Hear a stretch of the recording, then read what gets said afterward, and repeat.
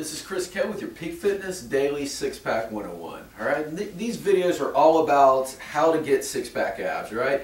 Dispelling the myths, killer ab circuits. Follow along with me as I teach you a systematic approach of how to get a flat stomach and get well-defined abs, alright? So with that said, one of the number one issues that I see with people that are looking for, abs, whether they do crunches, they sit down all day, is tightness in the hips, alright? And the reality of the situation is, if we're walking in this position, okay, because where our hips are tight, this is what happens. A lot of people that come to me say they have this pooch, and if I'm walking around like this all day because my hips are tight, they're flexed back, causing my lower back to arch, it's accentuating the stomach. So no matter what body fat you're at, no matter how much we're working these muscles, okay, we're not moving through a full range of motion here because we're kind of hitting the hips versus the stomach, right? So the first thing that we can do is stretch out this muscle before we exercise in order to get our body into the right position to have success, right? So what I'm going to show you today is what is called a half kneeling hip flexor stretch, right? So what you want to do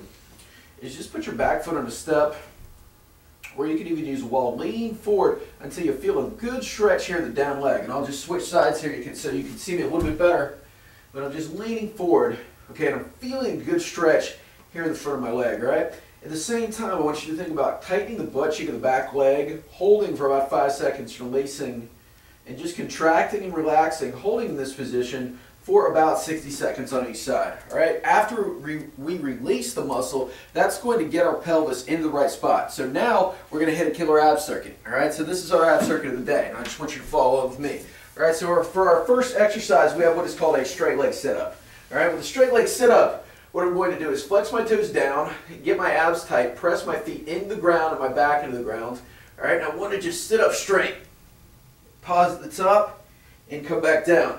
All right, and here's the key. I don't want to bounce off the floor, right? So if that is the case, if I start to do that, what you can do is get something like a box where you can press into a wall. Just basically something you can press into for a little bit of support.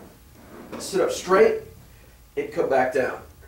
All right, we're going to perform this exercise for 30 seconds, all right? Once we're done here, we're going to go immediately into a dead bug with a leg extension. So what I want you to do is get your hands under your lower back, press your feet and knees together, press everything into the floor. You should feel your abs tight before you ever raise those feet off the ground.